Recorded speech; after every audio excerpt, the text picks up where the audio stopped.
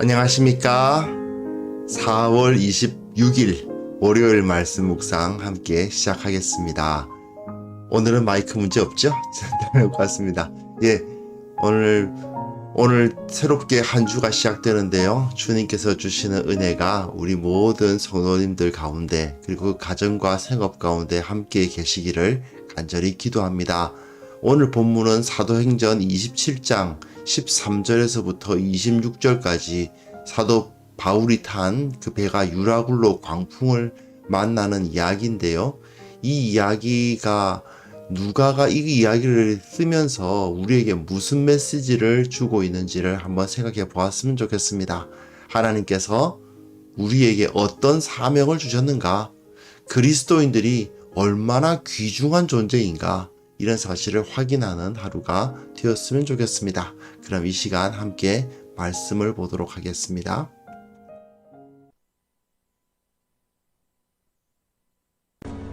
남풍이 순하게 불며 그들이 뜻을 이룬 줄 알고 닻을 감아 그레데 해변을 끼고 항이하더니 얼마 안 되어 섬 가운데로부터 유라굴로라는 광풍이 크게 일어나니 배가 밀려 바람을 맞추어 갈 수 없어 가는 대로 두고 쫓겨가다가 가우다라는 작은 섬 아래로 지나 간신히 거루를 잡아 끌어올리고 줄을 가지고 선체를 둘러감고 수르디스에 걸릴까 두려워하여 연장을 내리고 그냥 쫓겨가더니 우리가 풍랑으로 심히 애쓰다 이튿날 사공들이 짐을 바다에 풀어버리고 사흘째 되는 날에 배의 기구를 그들의 손으로 내버리니라. 여러 날 동안 해도 별도 보이지 아니하고 큰 풍랑이 그대로 있음에 구원의 여망마저 없어졌더라. 여러 사람이 오래 먹지 못하였음에 바울이 가운데 서서 말하되 여러분이여, 내 말을 듣고 그레데에서 떠나지 아니하여 이 타격과 손상을 면하였더라면 좋을 뻔하였느니라. 내가 너희를 구원하노니 이제는 안심하라. 너희 중 아무도 생명에는 아무런 손상이 없겠고 오직 배뿐이리라. 내가 속한 바 곧 내가 섬기는 하나님의 사자가 어젯밤에 내 곁에 서서 말하되 바울아, 두려워하지 말라. 네가 가이사 앞에 서야 하겠고 또 하나님께서 너와 함께 항의하는 자를 다 네게 주셨다 하였으니 그러므로 여러분이여 안심하라. 나는 내게 말씀하신 그대로 되리라고 하나님을 믿노라. 그런즉 우리가 반드시 한 섬에 걸리리라.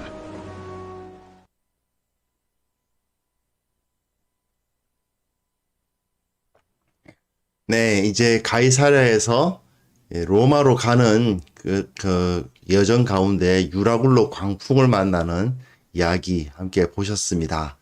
이 유라굴로 광풍 만나는 이야기를 볼 때요, 이 배라는 상징적인 그림을 꼭 기억하셔야 됩니다.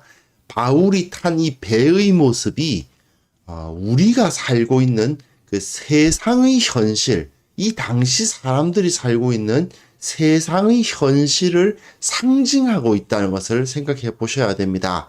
바울은 지금 어떤 사람입니까? 미결수죠. 아직까지 결론은 안 났지만 어쨌든 죄수 취급을 받고 있는 사람입니다. 그래서 미결수이신 분으로서 로마 군인들의 통제를 받고 있어요. 물론 로마 군인들이 상당히 친절하게 잘 대해주는 것은 사실입니다만은, 그러나 여하튼 이 사람은 그 배에서는 가장 신분이 낮습니다. 그죠? 가장 신분이 낮은 상태에 있는 거죠. 이 사람들이 보기에 이 배에서 가장 강력한 권력자는 누구일까요? 백부장 율리오입니다. 그렇죠? 백부장 율리오가 여기서 가장 강력한 권력자고, 그 외에도 선장, 선주, 선원, 이런 사람들이 그 사회의 영향력을 끼치고 있는 지식인 또는 재력가, 이런 느낌으로 받아들일 수 있죠. 정치적 권력가의 정치적인 권력가를 상징하는 사람은 백부장 율리오, 재력가를 상징하는 사람은 선주 또는 선장과 선원은 이제 지식인을 상징한다고 할 수도 있겠죠. 어쨌든 그 지역을, 그 당시의 사람들, 그 사회를 이제 상징적으로 보여주는 겁니다. 그런데 이 사회가, 이 세상이 난파당했을 때, 큰 위기를 겪었을 때에 진정 이곳을 다스리는 자, 그 세상을 다스리는 것이 누구인가가 나타나는 거죠. 어떻게 보면 죄수 중에 한 명 취급을 당하고 있는 그 사회 중에 가장 낮은 자리에 처했지만, 그러나 하나님을 섬기는 바울이야말로 그 배를 다스리는 진정한 리더였다는 사실이 여기서 나타나고 있는 것입니다. 본문 보시면요. 자, 남풍이 순하게 붑니다. 그들이 뜻을 이룬 줄 알고 닻을 감아서 그레데 해변을 끼고 항해합니다. 자, 지도 한 번만 더 보겠습니다. 지난주 토요일에 본 지도입니다만은 이 사람들이 그렇게 위험한 시도를 한 것이 아니다 하는 것을 아실 필요가 있습니다. 여기 있는 이 페어헤븐이라고 되어 있는 여기서부터 피닉스라고 되어 있는 여기서 여기 가려고 그러는 겁니다. 지금 여기서 여기 가는 겁니다. 제가 생각해 봐도요, 내가 이들 중에 한 명이었어도 피닉스 가서 겨울을 지내자 하는 소리를 들으면 그게 낫겠다 싶을 것 같습니다. 아무리 겨울이 되면 항해가 위험하다 하더라도 아직까지 그 겨울의 본격적인 겨울이라고 할 수도 없고, 그리고 멀리 가자는 것도 아니고, 그죠? 여기 가자는 건데, 지금 여기 사람들이 어디서 항해를 시작했습니까? 가이사랴 여기서 항해 시작했잖아요. 이렇게 이동해서 이렇게 왔다가 또 여기서 바다 갈아타가지고 이렇게까지 온 사람들인데, 그죠? 이 알렉산드리아에서 온 배 아닙니까? 알렉산드리아에서 여기서 온 배예요. 여기서 이리로 왔다가 다시 이리로 왔다가 이리로까지 왔잖아요. 그러면 이렇게 온 배의 입장에서 여기 이렇게 이동하는 거는 잠깐 가면 되는 거잖아요. 그죠? 그러니까 거기 가는 건데 그렇게까지 뭐가 위험한가 싶은 생각이 들죠. 그뿐만 아닙니다. 그레데 해변을 끼고 항해하잖아요. 그레데 해변을 끼고 항해했다. 예, 요 해변, 여기가 크레테 섬이니까 요 해변에 떨어지지 않게 멀리 안 가는 요 좁은 길로 이제 항해를 했다 그 말이에요. 정말 조그마한, 정말 짧은 항해길을 조심조심해서 이동하고 있었다 하는 것을 볼 수 있습니다. 하지만 얼마 안 돼요. 어떤 일이 벌어져요? 섬 가운데로부터 유라굴로라는 광풍이 일어납니다. 섬 가운데, 이 그레데 섬 가운데로부터 유라굴로 광풍이 부는데, 유라굴로란 말이 뭐냐면 북동풍이라는 뜻이에요.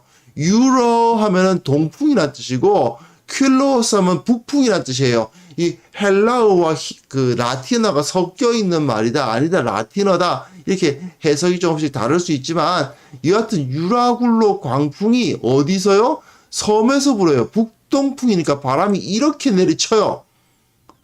그러니까 어떻게 됩니까? 이 배가 해변에 붙어 가려고 했는데 바람이 이쪽으로 불어치니 밀려나는 겁니다. 예, 여기 있던 배가 이 바깥으로 밀려나 버리는 겁니다. 쭉. 자기는 해변을 떠날 생각이 없었죠. 어떻게든 해변을 끼고 항해하려고 했지만 섬으로부터 바람이 강력하게 광풍이 불어가지고 배를 밀어내버리는 겁니다. 먼 바다로 밀어서 바람을 맞추어 갈 수가 없어서 가는 대로 두고 쫓겨갈 수밖에 없는데, 가우다라는 작은 섬 아래로 지나서, 가우다가 어디예요? 여기 카우다라고 적혀 있어요. 여기 작은 섬이 있는데 요 밑으로 밀려 나가는 겁니다. 자기네들 어디로 가려고 했다고요? 요 해변으로 싹 따라가려고 했어요. 근데 가우다 섬 밑으로 끌려 내려갑니다. 자, 그럼 어떻게 됩니까? 거기서 겨우 거루를 잡습니다. 거루란 게 뭐냐 하면 말하자면 구명보트 비슷하게, 예를 들어서 큰 배가 항구가 너무 작아서 정박이 불가능하면 큰 배 자체는 그 바다의 중간에 띄워놓고 그 거룻배를 내려서 그 배를 통해서 이렇게 육지와 오가거든요. 큰 배의 경우는 결국은 이 거룻배가 바다에 육지에 내릴 수 있게 하는 유일한 도구가 될 수 있습니다. 왜냐하면 지금처럼 항구들이 그렇게 막 발전하고 그런 게 아니에요. 그러니까 대부분의 경우는 항만들이 작습니다. 그래서 대부분 이 거룻배가 있어야만 이 육지로 나갈 수가 있는 거죠. 그러니 이 거룻배는 하나의 육지로 갈 수 있다고 하는 희망이나 다름이 없습니다. 그래서 이 거루를 간신히 잡아서 이거 잃어버리면 뭐 어디로 내리겠어요? 육지를 갈 수가 없게 되잖아요. 그러니까 거루를 간신히 잡아서 끌어올리고, 그 거루가 뭐 땅에 바다에 떨어졌나 봐요.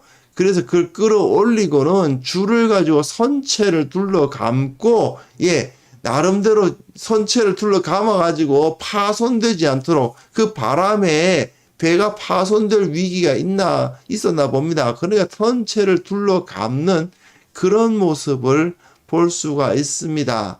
상당히, 위험하죠. 그런 상황입니다. 그뿐만 아닙니다. 지금 이 선원들이 스르디스에 걸릴까 두려워하였다 되어 있습니다. 스르디스가 뭐냐 하면요.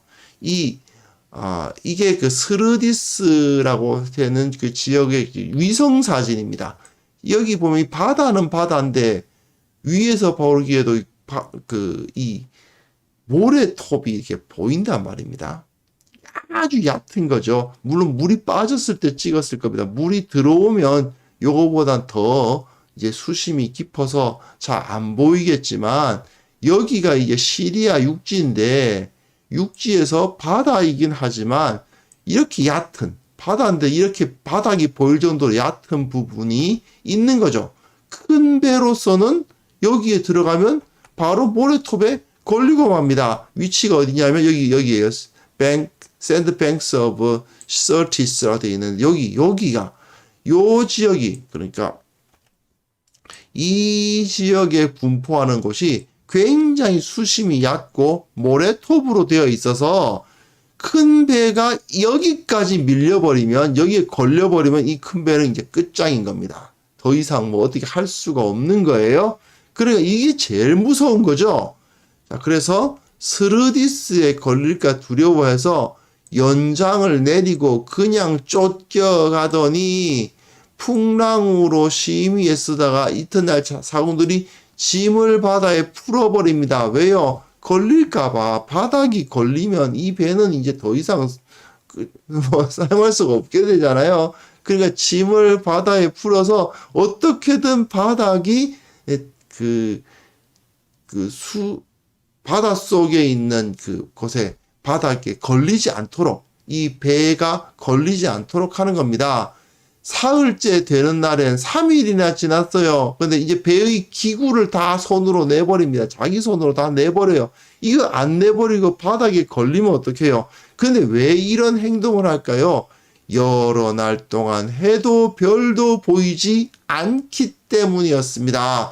해와 별이 보이지 않으면 이 사람들은 방향을 가늠할 수가 없습니다. 나침반이 없는 시절이죠. 나침반은요, 천년대, 그러니까 중국 송나라 때 처음 사람들이 사용했던 겁니다. 그러니까 약 1000년 후에나 생기는 물건이에요. 그것도 중국에서 처음 생겼으니까 그게 유럽으로 전파되려면 그 1000년, 1200년 정도, 1100년, 1200년 걸린다고요. 이 시대에는 사람들이 나침반을 몰랐습니다. 그러니 주로 뱃사람들은 별자리에 아주 능숙한 사람들이죠. 별자리를 보고 여기가 동쪽이다, 여기가 서쪽이다. 밤에는 별자리를 보고, 물론 낮에는 태양을 보고 방향을 이제 설정할 겁니다. 어쨌든 남쪽으로 밀려가면 스르디스에 걸린다는 걸 아니까 어떻게든 북쪽으로 가야 된다고 했을 텐데 어디가 북쪽이야? 모르는 거죠. 어디가 북쪽인지 알아야 갈 거 아닙니까? 남쪽으로 밀리면은 스르디스에 걸리고 스르디스에 걸리면 끝인데 이거 어떡하나, 이런 정말 두려움에 쌓여 있는 것이죠. 이런 큰 두려움이 생기는데 뭐겠습니까? 큰 풍랑은 그대로 있어요. 겨울날에만 분다고 하는 그 큰 풍랑은 이런 풍랑이 들이닥치고 있고요. 여러 날 동안 해도 별로 보이지 않으니 그 풍랑을 뚫고 어떻게든 갈 생각을 한다 하더라도 이제는 어느 방향으로 가야 할지 모르잖아요. 즉 구원의 여망마저 없어졌습니다.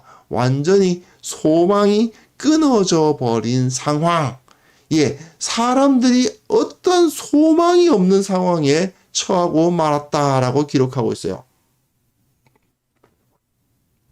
이 사람들은 사실 해나 별은 당연히 있는 거라고 생각했을 것입니다. 하지만 해나 별이 당연히 있던 거든가요? 그게 아닌 거죠. 하나님께서 해를 보여주시지 않고 별을 보여주시지 않으면 그것조차 없는 겁니다. 그 모든 것이 우리가 지금 마시고 있는 공기, 우리 눈에 보이는 그 모든 풍경, 해와 달과 별과 바람이 부는 것, 이 온도의 변화, 이 모든 것이 다 하나님의 은혜입니다. 그런데 사람들은 그것을 깨닫지 못하고 그건 그냥 당연히 있는 거라고만 생각을 해요. 그러다 보니 어떻게 됩니까? 그게 딱 끊어지니까 구원의 여망이 없어져요. 삶의 소망이 없어지는 것입니다. 이것이 바로 인간의 모습입니다. 하나님을 알지 못하고 하나님을 거부하는 땅, 하나님을 인정하지 않는 자들이 배를 운영하는 권세를 가졌을 때에 결국 그 배가 풍랑을 만나고 자기네들도 나름 조심해서 갔어요. 그죠? 나름대로는 그 그레데 해안을 떠나지 않겠다고 다 붙어가지고 저기 잠깐만 가면 돼 하고 거기 가려고 했지만 유라굴로 광풍에 의해서 그 섬으로부터 불어오는 유라굴로 광풍이 한 번에 쑥 먼 바다로 자기네들을 밀어내버렸고, 그리고는 먼 바다로 밀려나간 상황에서 해도 별도 보이지 않고 풍랑이 들이치니 어디로 가야 할지 모르고 가지고 있었던 것을 다 바다에 내어버리는 그런 일이 벌어지고 말았던 것입니다. 이런데 걸리면 정말 어떡하겠어요. 큰 배를. 그 배는 이제 끝나는 겁니다. 버리는 거예요. 그런 상황이 벌어지는 거죠. 자, 여러 사람이 오래 먹지도 못하였습니다. 이런 절망적인 상황이 있는데 바울이 가운데 서서 말하되 여러분이여 내 말을 듣고 그레데 미항에서 떠나지 아니하여 이 타격과 손상을 면하였더라면 좋을 뻔하였느니라. 바울은 자기가 소수파였지만 대부분의 사람들은 다 어떻게 하기로 했어요? 페닉스 가자. 큰 데로 가자. 여기는 너무 동네가 작다. 큰 동네로 가서, 큰 도시로 가서 거기서 겨울을 나자 라고 했죠. 그에 비해서 바울은 그야말로 소수 의견이었을 뿐입니다. 하지만 그 소수 의견이 옳았다는 것이 나타나고 있죠. 내 말을 듣고 그에 대해서 떠나지 아니하여 이 타격과 손상을 면하였다면 좋을 뻔하였다. 그러나 내가 너희를 권하노니 이제는 안심하라. 내 말 안 듣더니 어떻게 했어? 라면서 막 탓하는 게 아니고요. 그랬더라면 좋았겠지만 이제 이렇게 됐으니 어떡하겠냐. 하지만 안심하십시오. 이게 바로 예수를 믿는 자들. 이게 바로 교회가 이 세상에서 어떤 모습을 가져야 하는가를 보여주는 거죠. 교회는 계속해서 이 세상이 이렇게 가야 됩니다. 세상 사람들에게 이런 생각을 가지고 이런 가치관을 가지고 이 나라를 운영해야 되고 이 경제를 이렇게 운영해야 되고 뭐 정치를 이렇게 해야 됩니다라고 계속 이야기할 겁니다. 하지만 하나님을 인정하지 않는 자들은 아마도 교회의 말을 들어주지 않겠죠. 교회를 무시할 겁니다. 그러나 그 때문에 정말 위기를 겪고 그 때문에 어려움을 당하게 될 때에 교회는 그것 봐, 우리 말 안 듣더니 어떻게 이렇게 됐잖아, 너희들 때문이야, 책임져, 이러는 게 아니고, 그래 우리 말 들었더라면 좋았겠죠. 하지만 어떡하겠습니까? 이제 이렇게 됐으니 하지만 안심하십시오. 이런 말 한 겁니다. 안심하라. 너희 중 아무도 생명에는 아무런 손상이 없을 것이다. 오직 배뿐이라. 배는 잃는다. 어쩔 수 없다. 재산의 피해는 입을 수밖에 없다. 하지만 중요한 건 생명이 아니겠느냐. 아무도 생명에는 손상이 없을 겁니다. 라고 이야기를 하는 겁니다. 자, 교회가 또한 관심 가지고 있는 대상이 무엇인지가 나타나죠. 하나님의 백성들은 재산에 관심이 없는 건 아닙니다. 여러분, 교회가 다른 사람의 재산 피해에 대해서 전혀 관심이 없어야 된다는 의미는 전혀 아닙니다. 그건 아니지만, 여기 아무런 너희 중 아무도 생명에는 손상이 없을 것이다. 중요한 건 생명이다 하는 것을 볼 수 있습니다. 오직 배뿐이라. 재산만 잃어버린다는 거죠. 내가 속한 바고 내가 섬기는 하나님의 사자가 어제 밤에 내 곁에 서서 말하되. 이게 좀 재미있습니다. 아유, 제가 그러고 보니 여기 이걸 실수했네요. 이게 아닌데 21절부터 이건 틀렸습니다. 죄송합니다. 자, 하나님의 사자가 어제 밤에 내 곁에 서서 말하되. 백부장 율리오나 선장이나 선주가 만약에 말입니다. 이 미항에서 떠나기 전에 바울이 말하기를 하나님의 사자께서 말씀하시기를 이렇게 말씀하셨습니다. 이렇게 말하면 귀등으로도 안 들었겠죠. 바울이 거기서 하나님 이야기하고 예수님의 권능 이야기하면 정말 귀등으로도 안 들었을 겁니다. 하지만 하나님은 이 모양으로 만들어 버리십니다. 여러 사람이 오래 먹지도 못하는 상황, 그야말로 구원의 소망이 끊어진 상황을 만들어 버리신 다음에 이렇게 말씀하시는 거죠. 하나님의 사자를 이야기하고 바울아 두려워하지 말라. 네가 가이사 앞에 서야 하겠고, 네가 가이사 앞에 서야 하겠고. 너는 사명이 있지 않느냐? 너는 가이사 앞에 서서 가이사랴에서 아그리빠 왕과 베스도 총독 앞에서 증언했듯이 너는 가이사에게 증언을 해야 돼. 이 사명이 있는 바울을 하나님께서 죽이실 리가 없는 거죠. 사명이 있는 한 죽지 않는 겁니다. 사명이 남아있는데 어떻게 죽습니까? 물론 세례 요한과 같이 젊은 나이에 죽는 사람도 있습니다. 왜 그렇습니까? 그게 하나님 나라에서의 사명을 다 한 거예요. 다 했으니까 그 생명을 거두어 가시는 겁니다. 그 사명이 다하지 않는 한 우리의 생명은 끝나지 않는다 하는 것을 여기서 알 수 있게 하죠. 너는 가이사 앞에 서야 돼. 근데 요거 하나, 우리에겐 사명이 있어. 네 인생에 사명이 있는데 어디 죽겠다고 생각하느냐? 그런 일은 있을 수 없다. 또 하나님께서 너와 함께 항해하는 자를 다 내게 주셨다. 무슨 소리였어요? 바울, 네가 이 사람들의 리더다. 네가 이 사람들을 끌어가야 된다.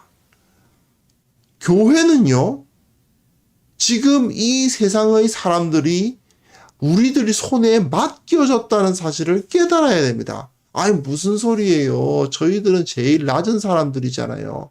저 사람들이 교회의 말을 귀등으로도 안 들어요. 저 사람들이 훨씬 더 교회보다 더 돈도 많고 힘도 있고 유명하고 똑똑해요. 예, 그럴 수도 있죠. 하지만 하나님은 교회에게 이 세상을 맡기셨습니다. 교회가 이 세상을 다스려야만 해요. 이걸 우리가 반드시 깨달아야 됩니다. 우리에겐 사명이 있습니다. 복음을 증거하고 하나님의 나라를 이 땅 가운데 선포해야 하는 사명이 있습니다. 그 사명이 있는 한 교회는 절대로 망하지 않습니다. 그리고 또한 우리는 이 온 세상 사람들을 다 다스리도록 부름을 받았습니다. 내가 가장 낮은 자리에 있는 것 같아도 말이죠. 지금 이 배에서 가장 낮은 사람이 누굽니까? 바울입니다. 죄수 중에 한 명, 제일 낮은 계층에 있는 사람이죠. 하지만 이 바울이 이 배의 선장보다 높고 이 배에서 그 백부장 군사적 권세보다 더 높은 겁니다. 바울이 그 뒤에 예수 그리스도의 권세를 가지고 있었기 때문이죠. 그래서 그러므로 여러분이여 안심하라. 나는 내게 말씀하신 그대로 되리라고 하나님을 믿노라. 우리가 반드시 한 섬에 걸릴 것이니 걱정하지 마라. 우리는 분명히 살아나서 우리의 목적지까지 갈 수 있다. 물론 재산은 잃는다. 하지만 재산 이거는 좀 더 일해서 다시 일해서 벌면 되잖아. 그러니까 재산은 아깝고 많이 잃겠지만 우리의 생명을 잃지 않으니 걱정하지 말자. 두려워하지 말자. 지금 이런 이야기를 하고 있어요. 예. 우리 교회는 무엇을 하는 사람들입니까? 사람들의 영원한 생명을 보존하기 위해서 노력하는 사람들입니다. 저들에게 복음을 전함으로써 사람들이 생명을 살리는 일을 하고 있죠. 그러니까 우리는 결코 낮은 자가 아닙니다. 비록 세상 사람들이 보기엔 우리가 가장 낮아 보이고 가장 천해 보일 수 있어요. 물론 뭐 교회에도 높으신 분들도 있고 나름대로 부유하신 분들도 있으실 수 있겠습니다. 그러나 내가 지금 어떤 위치에 있든지 간에 내가 유력한 자든 무력한 자든 높은 자든 낮은 자든 그게 중요한 것이 아닙니다. 세상에서 내가 어떤 지위를 가지고 있느냐가 중요한 게 아니고 그리스도께서 우리를 그 하나님의 자녀로 삼으셨고 그 그리스도인의 공동체 교회가 이 세상을 다스리는 하나님의 도구라는 사실 이걸 꼭 기억해야 됩니다. 창세기에서요. 요셉 이야기 아시죠? 요셉은 애굽에서 노예였고 죄수였잖아요. 하지만 실제로 요셉은 그 보디발의 집에서 그 보디발의 집을 다스리는 자가 됐고 애굽에서 죄수였지만 결국에는 그 애굽 전체를 다스리는 자가 됐습니다. 예, 하나님 앞에서 거룩한 삶을 살아가는 사람은 결국 온 땅을 다스리고 온 땅을 구원하는 역할을 감당하게 됩니다. 우리는 어쩌면 보디발의 집에서 종노릇하는 요셉과도 같고 이 로마로 가는 배에서 가장 낮은 위치에 있는 바울과도 같은 자들일 수도 있습니다. 하지만 우리가 어떤 자리로 부름을 받았던 사회적으로 높은 계층으로 부름을 받았건 낮은 계층으로 부름을 받았건 간에 우리는 하나님의 통치권을 드러내는 교회의 일원이고 하나님의 자녀라는 사실을 절대로 잊지 말아야 되겠습니다. 하나님을 믿고 동행하면 이 세상의 통치자가 된다. 이 세상 가운데 진정한 이 세상을 다스리는 자가 된다는 사실을 확인하면서 이것을 이 시간 기도하실 때에 이 믿음을 우리가 다시 한번 확인하는 시간을 가졌으면 합니다. 주님께서 나를 통해서 우리를 통해서 이 세상을 다스리고 계시다는 사실을 확신하는 시간 함께 가집시다. 기도하겠습니다.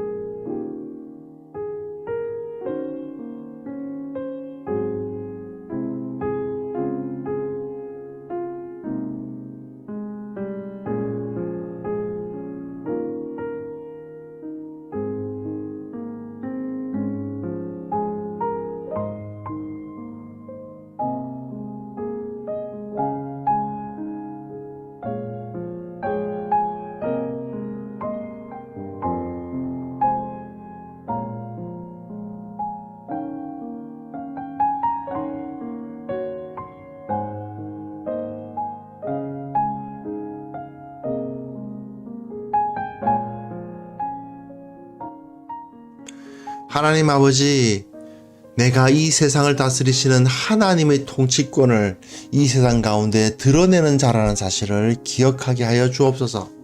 주님의 손에 쓰임받게 하여 주옵소서. 주님과 함께하는 삶을 살게 하여 주옵소서.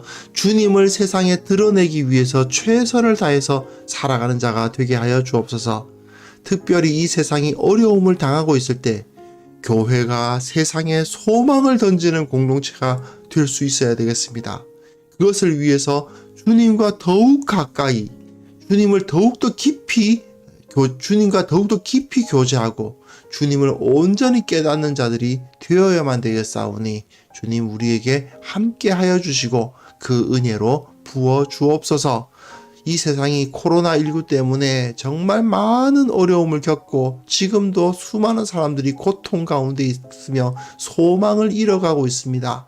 아버지, 우리가 하나님의 위로와 소망을 갖게 하여 주시고 비록 재산을 잃는다 하더라도 그들이 생명을 잃지 않도록 저들에게 소망을 품도록 해주는 그러한 참된 공동체가 다 될 수 있도록 도와주시고 특별히 한국교회가 그 위로와 소망의 전달자로서 설 수 있도록 주님께서 은혜를 베풀어 주시고 바꾸어 주시고 새롭게 하시고 더욱더 강하게 하시며 주님의 능력을 나타내는 자들이 되게 하여 주옵소서. 아버지 하나님, 한 주가 다시 시작되었습니다. 어떤 이들에게는 고통스러운 하루가 시작되는 것이고 어떤 이들에게는 소망의 하루가 시작되는 것인데 예수 그리스도를 아는 자들에게는 소망과 기쁨과 찬송이 가득 차는 한 주가 될 수 있도록 은혜를 베풀어 주옵소서. 오늘 하루 승리하기를 원하며 오늘 하루 감사하며 하루를 보낼 수 있도록 은혜 베풀어 주시기를 원하옵고 예수님의 이름으로 기도합니다. 아멘.